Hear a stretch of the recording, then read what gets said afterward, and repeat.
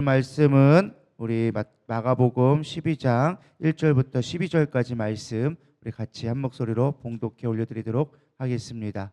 같이 말씀 봉독합니다. 이 말씀은 살아계신 하나님의 말씀입니다. 예수께서 비유로 그들에게 말씀하시되 한 사람이 포도원을 만들어 산울타리로 두르고 즙자는 틀을 만들고 망대를 지어서 농부들에게 새로 주고 타국에 갔더니 때가 이름에 농부들에게 포도원 소출 얼마를 받으려고 한 종을 보내니 그들이 종을 잡아 심히 때리고 거저 보내었거늘 다시 다른 종을 보내니 그의 머리에 상처를 내고 능욕하였거늘 또 다른 종을 보내니 그들이 그를 죽이고 또 그 외에 많은 종들도 더러는 때리고 더러는 죽인지라. 이제 한 사람이 남았으니 곧 그가 사랑하는 아들이라. 최후로 이를 보내며 이르되 내 아들은 존대하리라 하였더니 그 농부들이 서로 말하되 이는 상속자니 자 죽이자 그러면 그 유산이 우리 것이 되리라 하고 이에 잡아 죽여 포도원 밖에 내줬느니라. 포도원 주인이 어떻게 하겠느냐? 와서 그 농부들을 진멸하고 포도원을 다른 사람들에게 주리라. 너희가 성경의 건축자들이 버린 돌이 모퉁이의 머릿돌이 되었나니 이것은 주로 말미암아 된 것이요 우리 눈에 놀랍도다 함을 읽어보지도 못하였느냐 하시니라. 그들이 예수의 이 비유가 자기들을 가리켜 말씀하신 줄 알고 잡고자 하되 무리를 두려워하여 예수를 두고 가니라. 아멘. 네, 먼저 광고사항을 드리면요, 우리가 새벽 예배 끝나고 나면 바로 출근하실 분들이 있을 것 같아서 저희가 앞에 들어온 입구에 이제 빵이랑 계란이랑 커피랑 준비를 해놨습니다. 그래서 여러분들 고난주간 특세 기간 가시는 동안은 아침이 동일한 메뉴일 수 있겠지만 그러나 빵하고 음료수하고 이게 준비되어져 있으니까 하나씩 드시고 가시면 되겠고, 영 바쁘신 분들은 그냥 싸서 가셔서 가시면서 드셔도 무난할 것 같습니다. 어쨌든 힘내시라고 작은 마음의 표현을 했으니까 꼭 드시고 가시기를 부탁드립니다. 오늘 말씀은 잘 아는 포도원 비유 말씀입니다. 한 사람이 포도원을 이제 만들게 되어지죠. 망대와 집틀을 만들고 세장농에게 포도원을 임대해 줍니다. 그리고 때가 이르러서 제가 봤을 때는 아마 학자를 봤을 때는 포도나무를 심으면 한 4, 5년 뒤에 아마 거둘 수 있다고 합니다. 새로 만들었으니까 한 4, 5년 동안은 세장농에게 맡겨놓고 아마 멀리 타국으로 간 것 같습니다. 근데 이제 수확의 때가 되어져서 이때쯤이면 이제 추수할 때가 됐겠다 싶어서 주인이 종을 이제 세장농들에게 보내게 되어집니다. 가서 포도원의 소출을 좀 받아오너라라고 하고 보내게 되어지죠.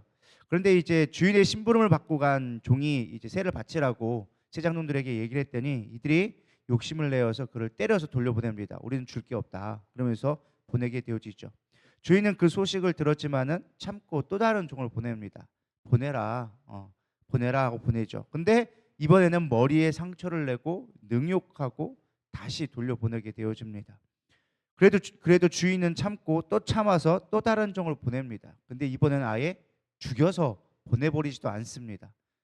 이게 연락이 가는데 함흥차사가 되어지니까 궁금해서 또 다른 종들을 보냈지만 어떤 이들은 맞아오고 어떤 이는 아예 죽어서 오지도 않는 일들이 반복되는 것입니다.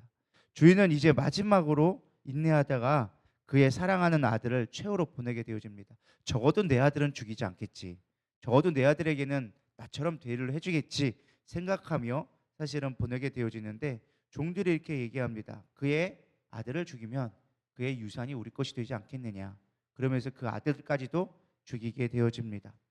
사실 이 이야기는 그 비유기 때문에 뭐 실제 이야기다라고 하기는 어렵습니다. 근데 예수님이 하시고자 하는 뜻을 보여주기에 부족함이 없죠. 사실 이 이야기는 예수님이 곧 당하실 고난에 대해서 비유적으로 이야기해 줍니다. 여기서 한 사람은 주인은 하나님을 이야기하고 있고, 망대와 포도주틀은 성전과 제단을 우리가 상징한다고 학자들이 많이 이야기합니다. 그리고 종은 선지자들을 의미하고 소장농은 당시의 이스라엘 백성 혹은 종교 지도자로 비유를 합니다. 그리고 마지막 아들은 예수 그리스도 자신을 이야기하는 것이죠. 자신의 죽음을 제자들에게 이야기하면서 이미 수없이 많은 선지자들이 왔지만 세장용들이 그 선지자들을 죽이고 이스라엘 백성 종교 지도자들이 그의 아들까지도 죽이게 될 것이다라는 것을 제자들에게 비유로 알려주신 말씀이었습니다. 우리는 이 비유를 통해서 몇 가지 묵상해 볼 수가 있습니다. 우리에게 주는 메시지가 있는데요. 첫 번째, 저는 이런 질문을 가져봤습니다. 너무나 쉽게 생각할 수 있는 질문이지만, 주인은 왜 소장농들에게 계속 종들을 보냈을까? 사실 어쩌다가 한번 우리가 이렇게 배신을 당하고 말을 안 들어도 사실 우리는 막 화가 나고, 저 같았으면 아마 첫 번째 종 보내고 두 번째 보냈을 때 그런 일이 벌어졌다 이미 끝났어요. 3, 4번까지 정말 내가 오래 참아서 인격이 너무 좋아서 3, 4번까지는 봐주지만 그 이상은 아마 못 봐줄 것 같아요. 거기다가 만약에 내 아들을 보냈는데 그렇게 했다? 이거는 내 아들 보내기 전에 이미 끝났습니다. 근데 여기서는 주인의 아들을 보내기까지 기다렸다라는 것이죠. 사실 하나님은 우리를 사랑하셔서 이렇게 오래 기다리셨다라는 것을 우리가 쉽게 너무 알 수 있는 묵상의 내용입니다. 출애굽기 34장 6절에서 7절 말씀에 보면, 여호와께서 그의 앞으로 지나가시며 선포하시되 여호와라 여호와라, 자비롭고 은혜롭고 노하기를 더디하고 인자와 진실이 많은 하나님이라, 인자를 천대까지 베풀며 악과 과실과 죄를 용서하리라. 그러나 벌을 면제하지 아니하고 아버지의 악행을 자손 3, 4대까지 보응하리라. 저는 이 말씀을 묵상하면서 하나님의 성품을 나타내는 것 중에 하나겠구나라는 생각을 묵상하게 되어졌습니다. 하나님은 오래 참으세요. 근데 중요한 건 반드시, 제가 항상 얘기하잖아요. 하나님은 뒤끝이 있으신 분이다. 하나님은 절대 죄에 지은 거에 대해서 간과하지는 않으세요. 죄에 대해서 오래 참으시고 회개할 기회를 주시는 분이시지만, 그러나 죄는 반드시 심판하시는 분이다. 오늘 본문을 통해서 사실 우리가 인간적인 모습을 본다면 비유지만 이해하기가 어려운 거, 이 정도까지 참는다고? 물론 예수님이 그의 제자들에게 7번씩 70번까지 참아라 라고 얘기하셨지만, 이 정도까지 참는 사람이 있을까? 근데 하나님은 보여주신 거죠. 나는 오래 참는 하나님이다. 예수님은 그걸 드러내신 것이 아닐까 묵상할 수 있을 것 같습니다. 우리도 마찬가지입니다. 하나님은 우리의 죄를 오래 참고 계실 뿐입니다. 믿으십니까? 우리를 오래 참고 계실 것 뿐이에요. 단지 그에 대한 죄값은 있다라는 것을 우리는 생각할 수 있어야 된다라는 것입니다. 이 고난 주간에 우리는 깨달아야 됩니다. 이 세상이 얼마나 악해지고 있고 우리가 얼마나 죄에 물들어가고 있는지, 우리가 이런 것들에 대해서 민감하게 반응해야 되리라 믿습니다. 특별히 고난 주간은 제가 지난 주일에도 말씀드렸지만 우리가 나시린처럼 서원하는 기간이에요. 하나님, 이 기간을 내가 하나님 앞에 드리겠습니다. 이 기간을 내가 구별되어져서 하나님의 뜻 가운데 있겠습니다라고 우리가 드려지는 작정되는 시간이에요. 그래서 우리 뜻대로 살면 안 돼요. 원래 서원제 나시린으로 살다가 어떤 시체를 만지거나 포도주를 마시거나 이런 잘못된 걸 하게 되어지면 다시 시작해야 돼요. 다시 시작해야 돼. 여러분, 그런 일이 없기를 소망합니다.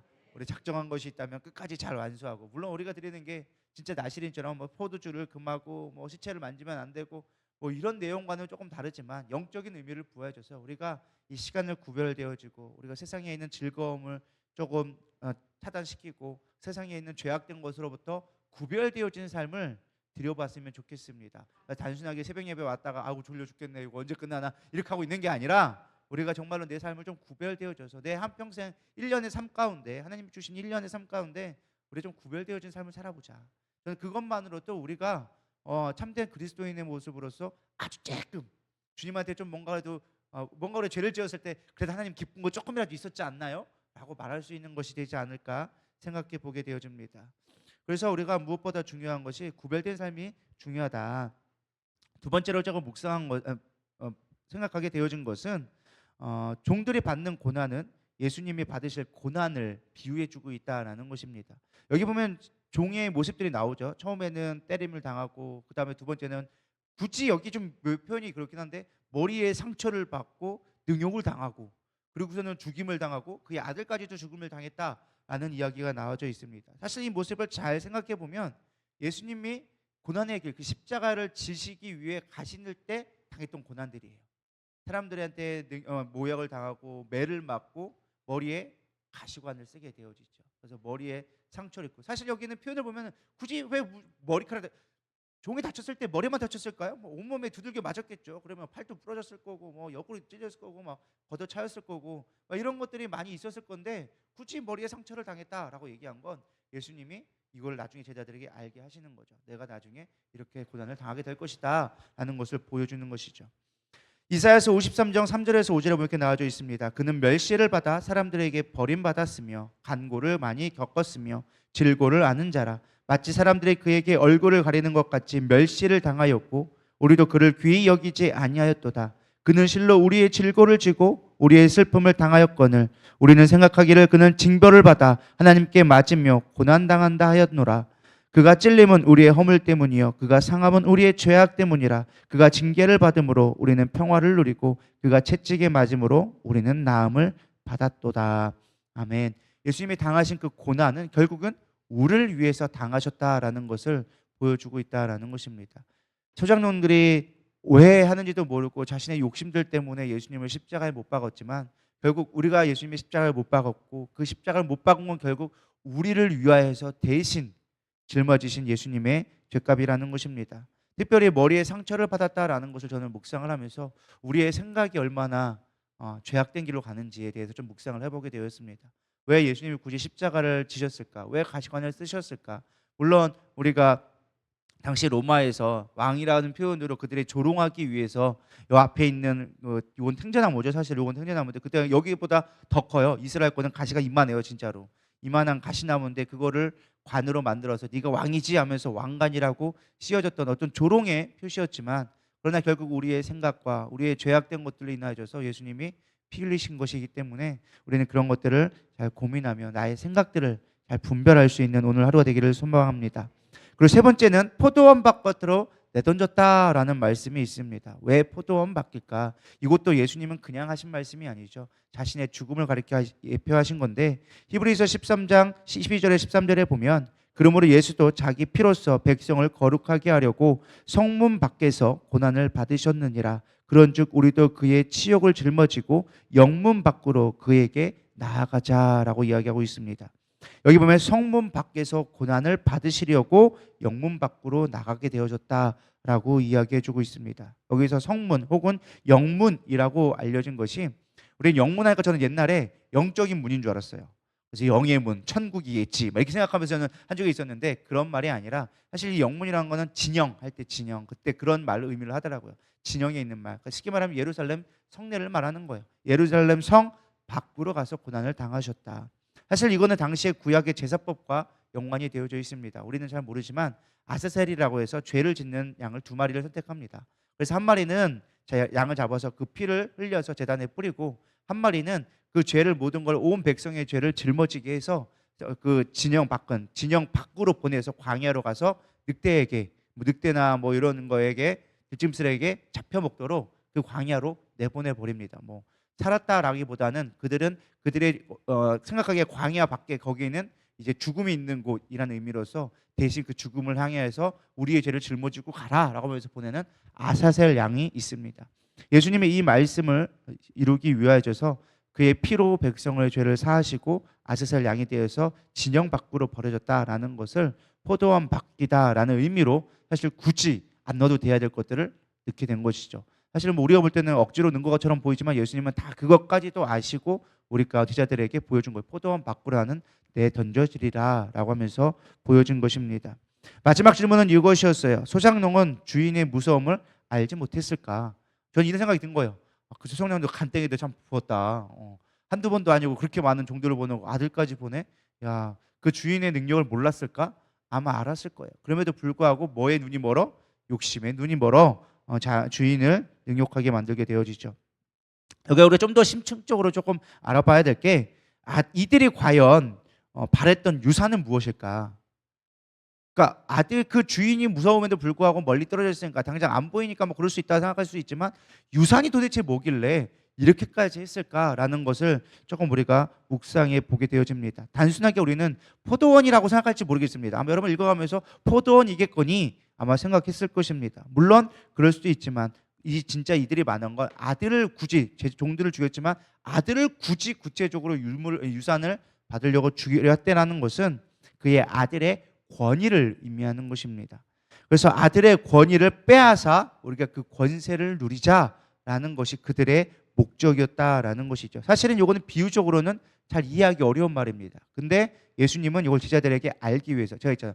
실제 있었던 일이 아니라 가르쳐 주기 위해서 비유로 얘기한 거다. 그러니까 아들이 받을 유산은 사실은 하늘에 주어질 권위를 얘기하는 것입니다. 사실은 그 아들을 죽인다고 빼앗을 수 있는 권위는 아닌 것이죠. 뭐 아들을 죽였다고 내가 대신 아들 되는 것도 아니고, 그럼에도 불구하고 예수님은 비유로 말씀하시는 거죠. 하나님에게 그 아들에게 주신 권세는 예수님이 이 땅에 오실 때 하늘과 땅의 모든 권세를 주셨다라고 얘기합니다. 그 권세를 빼앗고자 하는 것이죠. 그렇기 때문에 포도원의 작은 것이 아니라 아들이 가는 그 권세를 이야기하는 것입니다. 쉽게 말하면 뭐 대통령을 아예 잘라버리고 당시에 왕들을 죽여버리고 그 왕위를 찬탈하는 것처럼 그 왕의 아들을 죽임으로 말미암아 나라를 빼앗고자 하는 그런 것을 의미하는 것이죠. 저는 이 말씀을 묵상하면서 과연 우리의 삶의 주인은 누구인가라는 것을 묵상하게 보게 되어졌습니다.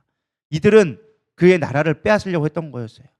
나는 과연 어디의 나라에 속해져 있는가? 여러분, 거룩이라는 의미, 우리가 구별되어졌다라는 의미가 어디에 속했냐가 있습니다. 우리가 어떻게 죄를 짓지 않느냐도 정해져 있지만 더 중요한 건 내가 어디에 속해져 있는가가 구별됨의 중요한 기준 중에 하나입니다. 나는 과연 하나님의 나라에 속한 자인가 아니면 세상에 속한 자인가? 우리가 이것들을 구별해 볼 수 있는 저와 여러분이 되기를 축복합니다. 사실 에덴 동산에서 선악과가 주는 의미가 무엇이었습니까? 하나님처럼 되겠다는 교만을 꺾는 것이었습니다. 너는 다른 거 마음대로 다 먹어도 돼. 근데 이 동산의 중앙에 있는 선악과는 먹지 말아줘. 우리는 선악과니까 악만 기억해요. 그걸 먹으니까 우리는 죄악되었다, 악이라고 생각하지만 성경에서 말하는 건 선악과라고 얘기합니다. 선과 악을 알 수 있는 과실이라는 거예요. 쉽게 말하면 뭐예요? 선악을 구별하는 건 누가 하는 거예요? 하나님 말고 우리 땅에서는 재판관이 하는 거예요. 재판관이. 너의 삶을 네가 판단하지 말라는 거예요. 선악과를 먹는다라는 건 내 삶을 내가 옳고 그름을 내가 스스로 판단해서 살아가게 되어지는 것을 선악과로 이야기하는 것입니다. 그러니까 네가 주인 되지 마. 너는 주인이 아니야. 너는 내가 창조한 피조물이야. 나의 안에, 나의 에덴 동산 안에서 나와 함께 있을 때 네가 평안함을 누릴 수 있어. 근데 네 멋대로 네가 옳다 생각하고 네가 그르다고 생각하는 것대로 살아가는 것은 옳지 않은 거야 라는 것을 가르쳐주는 것 중에 하나가 선악과라는 거예요. 그래서 뱀이 어떻게 유혹합니까? 네가 하나님처럼 될 수 있다. 물론 그게 틀린 말은 아니에요. 100% 틀린 말은 아니에요. 우리가 사실은 하나님처럼 선과 악을 구별할 수 없는 존재였지만 그걸 먹음으로 말미암아 선과 악을 구별하려고 하는 자가 되어진 거예요. 그래서 우리가 하나님처럼 되려고 하는 그 교만 때문에 결국에는 심판을 당하게 되어진 것이죠. 사실 우리가 내 삶을 내 뜻대로 살려고 한다면 우리는 사실은 소장농과 다르지 않다라는 것입니다. 내 뜻이 옳고 그렇다. 하나님, 난 이게 맞아요. 하나님 뜻은 옳지 않아요. 나 하나님 뜻대로 살아가지 않을 거예요 라고 얘기하는 게 성경에서는 가장 큰 죄다라는 것입니다. 그리고 마지막 이제 오늘 5번째는 성전에 갑자기 건축자의 모퉁이 돌이 되어지는 이야기가 나옵니다. 아니, 내 돈 잘 있다가 포도원 얘기를 하다가 갑자기 건축자의 버린 돌이 모퉁이 돌이 되어진다.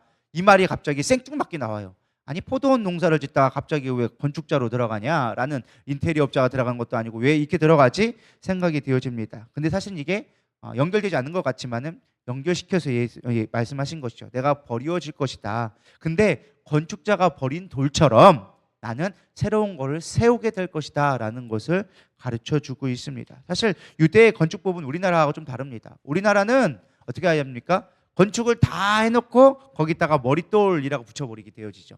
근데 유대는 반대입니다. 이 모퉁이 돌을 놓고 거기서 시작해서 벽돌을 쌓아가지고 쭉 돌려가지고 완성되는 시점이 이 바로 모퉁이 돌이에요. 그래서 주춧돌, 우리나라 말하면 주춧돌, 기초돌이 되어지는 게 이 머릿돌이다라는 것입니다.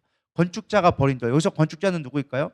하나님으로부터 버림받은, 하나님으로부터 버림받아서, 그래서 예수님이 그러잖아요. 마지막에 어찌하여 아버지 나를 버리셨나이까. 그래서 버린 자가 되어졌지만 그러나 그것을 시작해서 새롭게 건물이 지어진다. 뭐예요? 오늘 말하면 교회가 세워질 것이다. 하나님 나라가 세워질 것이다 라는 것을 보여주고 있습니다. 에베소서 2장 20절에서 22절에 보면 너희는 사도들과 선지자들의 터 위에 세우심을 입은 자라. 그리스도 예수께서 친히 모퉁이 돌이 되셨느니라. 그의 안에서 건물마다 서로 연결하여 주 안에서 성전이 되어가고 너희도 성령 안에서 하나님의 거하실 처소가 되기 위하여 그리스도 예수 안에서 함께 지어져 가느니라. 예수님이 시작점이 되어진 거예요. 예수님의 죽으심으로 말미암아 교회의 시작이 되어진다라는 것을 비유적으로 또 말씀해 주고 있다라는 것입니다. 여러분, 신비롭지 않나요? 우리는 그냥 성경이니까 그냥 기록되어졌구나, 그런 거구나 하고 보지만 예수님은 이미 자신이 죽기 전에 교회가 세워질 것까지도 이미 다 말씀해주고 계시다라는 것입니다. 그리고 에베소서에서 비로소 그것을 제자들이 깨닫고 교회를 쓰기 시작한 것이죠. 여기서 우리는 건물마다 서로 연결되어진다. 이 건물은 뭘까요? 바로 우리를 얘기하는 거예요. 우리 한 사람 한 사람들이 연결되어져서 예수님의 죽으심을 기점으로 시작으로 해서 우리의 복음의 핵심은 뭐예요? 예수님의 십자가예요. 예수님의 죽으심이에요. 부활이에요. 그것을 시작으로 말미암아 우리가 서로 연결되어져서 교회가 되어진다. 이게 바로 예수님이 모퉁이 돌로 우리에게 말씀해 주시는 것입니다. 서로가 연결되어진다. 그럼 우리 말씀을 적용하면 우리 어떻게 됩니까? 우리는 서로가 서로에 연결되어져야 된다라는 것입니다. 그래서 시편 127편 1절에서 2절에 보면 이렇게 나와져 있습니다. 여호와께서 집을 세우지 아니하시면 세우는 자의 수고가 헛되며 여호와께서 성을 지키지 아니하시면 파수꾼의 껴있음이 헛되도다. 너희가 일찍이 일어나고 늦게 누우며 수고의 떡을 먹음이 헛되도다. 그러므로 여호와께서 그의 사랑하시는 자에게 잠을 주시는도다. 이 말씀이 잘 나오죠. 여호와께서 집을 세우지 않으면 세운 자의 수고가 헛되다. 결국 이 죽으심도 예수님 하나님의 뜻 가운데 있는 것이다. 하나님이 세우시는 것이다. 교회는 사람이 세우는 것이 아니라 하나님이 세우시는 것이다. 여기까지는 이 이야기 참 좋은데 저는 이 다음 꼴들이 사실 좀 이해하는데 깨닫는 좀 어려웠습니다. 사랑하는 자에게 잠을 주시는도다. 이 말씀 참 좋아했죠. 왜 그래요? 우리가 예배 시간에 졸 때 우리의 중요한 명문이잖아요. 하나님이 나를 너무 사랑하셨어 하면서 이렇게 아침에 새벽에 막 졸고 있다면 하나님이 나를 사랑하시는 거야 그러면서 우리는 자고 있었단 말이죠. 혹은 성경책을 볼 때 하나님이 나를 너무 사랑하시나 봐, 나에게 잠을 주시네 이러면서 우리 성경 볼 때 우리가 자는 것으로 우리는 많이 비유를 했단 말이에요. 근데 이 말씀이 그런 말씀이 아니더라고요. 저도 예전에 그랬거든요. 예전에 무조건 어쨌든 교회 안에서 졸리면 다 이 말씀을 썼단 말이에요. 사랑하는 자에게 잠을 주시는도다. 그래 주님 나를 사랑하셔. 막 했는데 이 말씀이 무엇이냐? 사랑하는 자는 예수 그리스도를 의미하고 잠을 주시는도다라는 것은 성경에서의 잠은 죽음을 의미합니다. 그러니까 이렇게 얘기하는 거죠. 침례 요한이 아니라 그 나사로가 죽었을 때 예수님이 뭐라고 얘기했습니까? 그가 잔다. 제자들이 아파서 자는가 보다라고 생각하면서 갔죠. 이틀이나 더 유하다가 갔을 때 이미 가서 죽어 있었단 말이에요. 가봤더니 이틀 전에 이미 죽었단 말이에요. 제자들이 그때 깨달은 거죠. 잔다라는 게 뭐다? 죽음이다라는 거죠. 그럼 사랑하는 자에게 잠을 주시는도다라는 것은 우리가 졸리니까 육신적으로 연약해서 자야지라고 하는 말씀이 아니라 그의 사랑하는 아들을 죽임으로 말미암아 하나님이 교회를 세우신다라는 뜻을 여기 시편 121편에서 이미 예언해 주고 계시다라는 것입니다. 이것이 하나님이 주신 바로 이 말씀이에요. 하나님은 죽음으로 말미암아 왜 우리의 죄값을 대속하기 위하여져서 죽음의 길로 걸어가셨다라는 것입니다. 마지막 적용을 하면 우리 베드로전서 2장 6절에서 9절 이 모퉁이 돌이 우리가 어떻게 연결되어지냐? 성경에 기록되었을 때 보라 내가 택한 보배로운 모퉁이 돌을 시온에 두노니 그를 믿는 자는 부끄러움을 당하지 아니하리라 하였으니 그러면 믿는 너희에게 보배나 믿지 아니하는 자에게 건축자들이 버린 그 돌이 모퉁이의 머릿돌이 되고 또한 부딪히는 돌과 걸려 넘어지게 하는 바위가 되었다 하였느니라. 그들이 말씀을 순종하지 아니함으로 넘어지나니 이는 그들을 이렇게 정하신 것이라. 그러나 너희는 택하신 족속이요 왕 같은 제사장들이요 거룩한 나라요 그의 소유가 된 백성이니 이는 너희를 어두운 데서 불러내어 그의 기이한 빛에 들어가게 하신 이의 아름다운 덕을 선포하게 하려 하심이라. 우리가 잘 알고 있는 모퉁이 돌 이야기가 쭉 나옵니다. 그리고 그 다음에 우리가 너무나 잘 알고 있는 베드로전서 2장 9절 너희는 택하신 족속이요 왕 같은 나라요 그의 소유대가 된 백성이니 어두운 데서 불러내어 그의 기이한 빛에 들어가게 하시니 아름다운 덕을 선포하게 하려 하심이라. 쉽게 말해 예수님이 죽으신 목적은 딱 하나라는 거예요. 뭘 하려고? 우리를 선택하고 불러주셔서 뭐 하려고요? 아름다운 덕을 선포케 하기 위해서. 아름다운 덕이 무엇일까요? 하나님 나라를 선포하고 예수님의 죽으심과 부활, 우리를 구원하신 그분의 은혜를 선포하기 위해서, 증인이 되기 위해서. 할렐루야. 그래서 여러분 이 고난주간 기간 동안에 우리가 경건하게 지나는 것 중에 하나 방법이 무엇이냐? 하나님의 은혜를 선포하는 거예요. 하나님의 구원하신 하나님의 사랑을 선포하는 게 쉽게 말하면 전도하는 게 하나님의 우리가 이 모퉁이 돌 세운 것에 그리스도의 죽음에 동참하는 길이다라는 것입니다. 오늘 우리가 그리스도의 고난주간을 동참하는 여러 가지 말씀을 묵상했는데요. 말씀을 정리하면 우리는 주님의 죽으심을 마음판에 새겨야 되리라 믿습니다. 예수님의 죽으심을 이미 모든 것을 알고 계셨고 마치 본 것처럼 제자들에게 비유로 얘기해 주셨지만 이미 본 것처럼 어떻게 되어질 것까지 우리에게 다 가르쳐 주셨습니다. 근데 우리가 듣지 아니하는 거예요. 걸림돌이 되어진 거예요. 들으려 하지 않으니까, 믿으려 하지 않으니까 모퉁이의 돌이, 교회가 나의 삶 가운데 걸림돌이 되어지는 거예요. 걸림돌이 되어진 것이 아니라 아름다운 덕을 선포할 수 있는 저와 여러분 되기를 축복합니다. 우리 이 시간 찬양하며 우리 기도로 나아가도록 하겠습니다. 우리에게 소원이 하나 있네. 주님 다시 오실 그날까지 내가 교회를 교회되게 세워가게 하여 주시옵소서. 우리 가사를 생각하면서 찬양하도록 하겠습니다.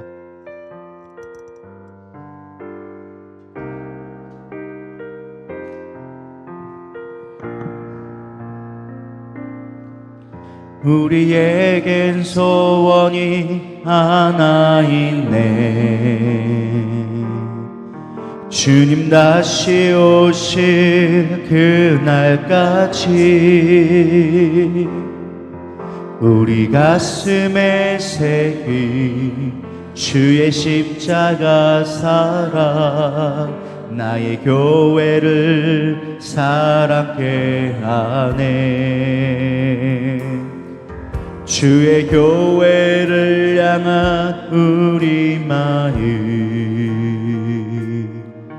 희생과 포기와 가난과 고난, 하물며 죽음조차 우릴 막을 수 없네. 우리 교회는 이 땅의 희망, 교회를 교회되게, 예배 되게 우릴 사용하소서. 진정한 부흥의 날 오늘 임하도록 우릴 사용하소서.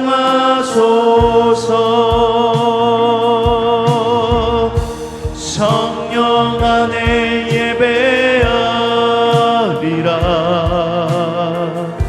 자유의 마음으로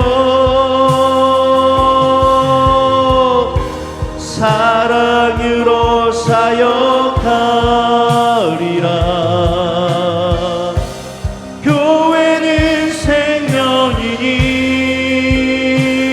교회를 교회되게, 예배되게 우릴 사용하소서.